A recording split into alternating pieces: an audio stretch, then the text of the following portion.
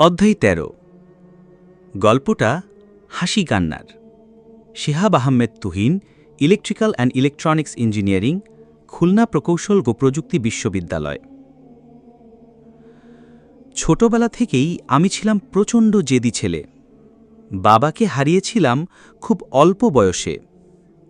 একটা সময় আমাদের ছিল খুব টানাপোড়েনের সংসার। সে সময় কত রকম বায়না ধরে যে মাকে বিপাকে ফেলেছিলাম, মনে হলেই লজ্জা লাগে। খুব ইমোশনাল ছিলাম। এত আবেগ দিয়ে নাকি জীবন চলে না। কখনো মুক্তি কিংবা ফলাফল বিচার করে কোনো কাজ করতাম না, বরং কাজ শেষ হলে নিজেই সে কাজের পিছনে একটা যুক্তি দাঁড় করাতাম।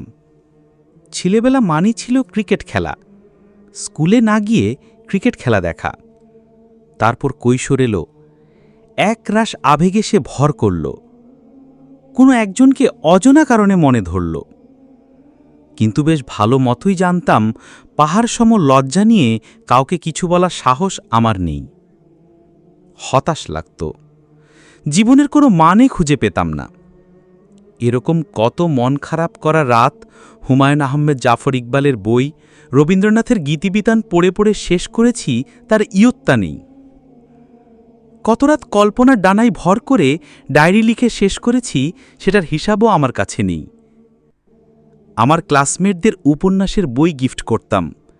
মেঘ বলেছে যাব যাব উপন্যাসটা কত ছেলেকে যে পড়িয়েছিলাম। হুমায়ুন সাহিত্য চিন্তা চেতনায়, কথায় কাজে হেয়ালিপনা এনে দিল। পরে জানতে পারলাম জীবন নাকি এত হেয়ালিতেও চলে না। ছিলাম আর 10টা ছেলের মতো, একেবারেই সাধারণ। আলাদা করে চোখে পড়ার মতো কিছু আমার কখনোই ছিল না। ক্লাস 10-এ থাকতে ডিসকভারি চ্যানেলে স্টিফেন হকিংয়ের একটা প্রোগ্রাম দেখেছিলাম। তার সহজ যুক্তিগুলো খুব ভালো লাগত। বাহ, এত সুন্দর করে বিজ্ঞান বোঝানো যায়। বিজ্ঞানের প্রতি কিছুটা ভালোবাসা সৃষ্টি হল, কিন্তু মাঝখান দিয়ে চির ধরল আমার ঈশ্বর বিশ্বাসে। আধুনিক অ্যাস্ট্রোনমাররা যা করেন, স্টিফেন হকিংও তাই করলেন। তিনি বিজ্ঞানের মাঝে খুবই সূক্ষ্মভাবে নাস্তিকতা ঢুকিয়ে দিলেন। সে সময় তার বলা সব কিছু বুঝে ফেলেছিলাম এমনটা দাবি করব না, আর ঈশ্বর বলতে কেউ নেই এটাও তিনি আমাকে পুরোপুরি বোঝাতে পারেননি। আসলে বিজ্ঞান দিয়ে পুরোপুরি বোঝানো সম্ভবও না। তবে সন্দেহ জিনিসটা খুবই দূষিত, একবার ঢুকে গেলে সহজে আর বের হতে চায় না। সেই দূষিত দেহ আর মন আমাকে টানা 2 মাস মসজিদের চৌখাট মারাতে দেয়নি, নামাজ পর্যন্ত পড়িনি। মা জুমার দিন হালকা বকাবকি করে থেমে যেতেন, কিন্তু বড় ধরনের বাধার সম্মুখীন কখনোই হইনি। মনের এই অবস্থার কথা পরিবারের কারো সাথেই সেভাবে শেয়ার করিনি। ক্লাসমেটদের অনেককে জিজ্ঞেস করতাম, প্রমাণ করতে পারবা ঈশ্বর আছেন? সবাই চোখ বড় বড় করে অবাক হয়ে তাকিয়ে থাকত। কেউ হয়তো রসিকতা ভেবে হাসত। কদিন পর এসএসসি দেবে এমন ছেলের মুখে এ ধরনের প্রশ্ন শুনতেও তো অদ্ভুত লাগে। তবে আমি সবসময় দ্রষ্টাকে জানার জন্য একটা হাত বাড়িয়ে রেখেছিলাম। আর সে সময় হঠাৎ আমাদের ক্যাবলে নতুন একটা চ্যানেল যুক্ত হল, পিস টিভি বাংলা। আমার এখনও মনে আছে, যত যাই হোক, যত পরীক্ষাই থাকুক, কখনই সত্যের উন্মেচন আর সম্মুখ সমরে এই 2 অনুষ্ঠান মিস করতাম না। মুগ্ধ হয়ে শুনতাম। মনে হলো এত সুন্দর প্রজ্ঞাপূর্ণ জীবনবিধান অবশ্যই একজন স্রষ্টা পাঠিয়েছেন। একসময় ভালো লাগা শুরু হলো ধর্মের প্রতি। পরিচিত হলাম কিছু ভাইয়ের সাথে, যারা আমাদের দেশের প্রচলিত ধর্মমতকে উপেক্ষা করে বিশুদ্ধভাবে ইসলাম প্র্যাকটিস করার চেষ্টা করতেন। কিন্তু আমার আবেগ এসে আমার যুক্তিকে বাধা দিল। এত মুভি, গান, তাকে নিয়ে লেখা কবিতা, উপন্যাস সব শুধু ধর্মের কারণে ছেড়ে দিতে হবে? দাড়ি রাখতে হবে, টাকনুর ওপরে কাপড় পরতে হবে, এই করা যাবে না, সেই করা যাবে না, এত কিছু মানা সম্ভব? কিছু সময় থমকে গেলাম। কলেজ লাইফে ইচ্ছা করল পুরো কুরআনের বাংলাটা পড়ে দেখতে। কুরআন পড়ার সময় যে বিষয়টা আমাকে নাড়া দিত, সেটা হচ্ছে ঘট প্রসেস। কোনো আয়াত পড়ে আমি যখন তা নিয়ে চিন্তা করতাম, তার পরের আয়াতেই দেখতাম আল্লাহ তাআলা বলছেন, তোমরা কি ভাবো যে, বলেই যেন আমার ভাবনাটাকে কোট করে দিলেন। কি আশ্চর্য! আল কুরআন একাডেমি লন্ডনের সেই বাংলা অনুবাদের কাছে আমি আজীবন ঋণী। এটি আমার জীবনকে বদলে দিয়েছে, বেঁচে থাকার একটা মানে দিয়েছে, আমার ভেতর তৈরি করেছে জানার স্পৃহা। একসময় টেবিলে তাকে মেঘ বলেছে যাব যাব, গীতিবিতানকে সরিয়ে জায়গা করে নিল হাদিসের বইগুলো। তারপরের পথ ছিল কণ্টকময়, সেটাও পার হয়েছে আশা হতাশার দোলাচলে। কেউ যখন প্রথম ইসলাম প্র্যাকটিস করা শুরু করে তখন তার ঈমানের লেভেল অনেক হাই থাকে। একসময় পরিবেশ ও সঙ্গদোষে ঈমান উঠানামা শুরু করে। মাঝে মাঝে সে নিজেই এমন কাজ করা শুরু করে যেটা সে প্রথম অবস্থায় চিন্তাও করতে পারত না।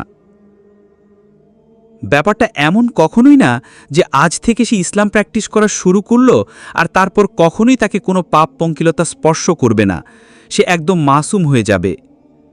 পথটা সরল, কিন্তু নফস, এই সমাজ বারবার তাকে হোঁচট খাওয়ায়, কিন্তু তাও সে উঠে দাঁড়ায়।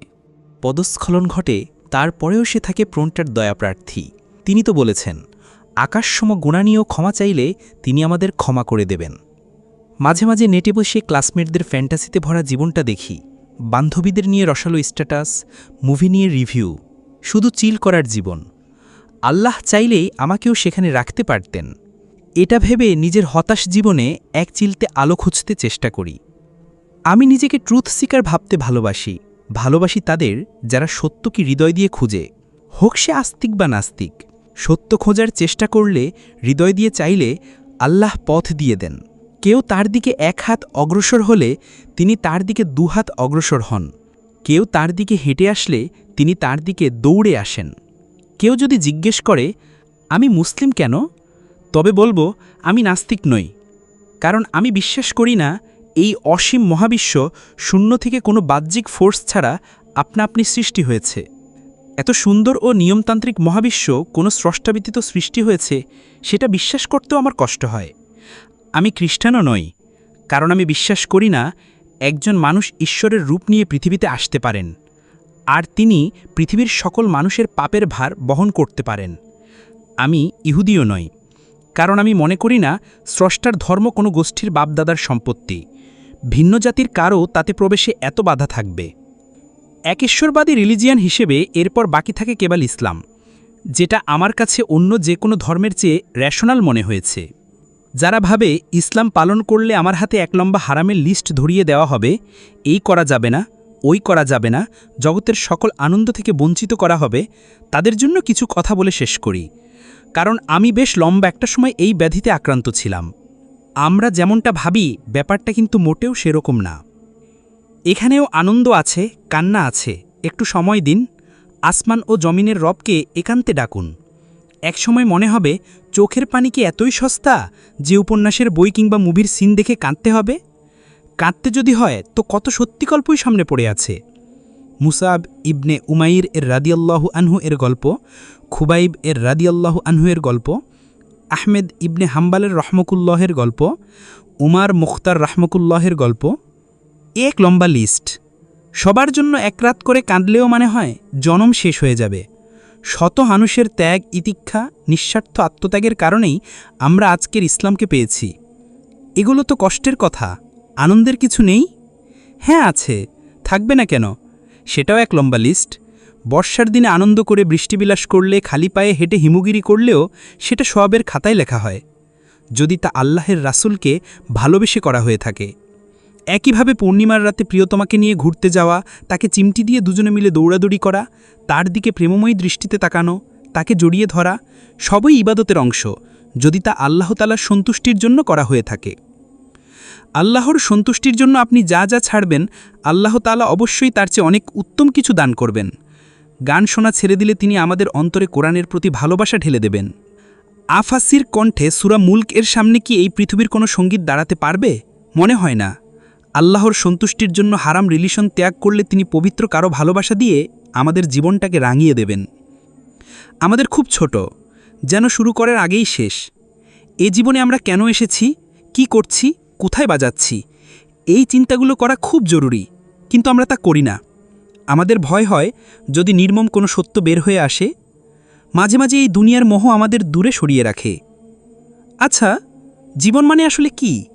ক্যারিয়ারের পিছনে ছুটতে ছুটতে অর্ধেক জীবন শেষ করে দেয়া, স্ত্রী আর ছেলেমেয়েদের পিছনে বাকিটুকু শেষ করে দেয়া, তারপর বৃদ্ধ বয়সে হুইল চেয়ারে বসে না মেলা জীবনের হিসাব মিলাতে মেলাতে কবরে চলে যাওয়া, এটা মানে কি জীবন?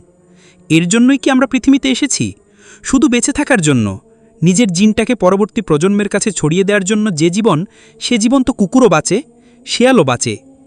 সত্য বোঝার চেষ্টা না করলে মানুষ আর দুপে জন্তুর মাঝে কোনো পার্থক্য থাকে?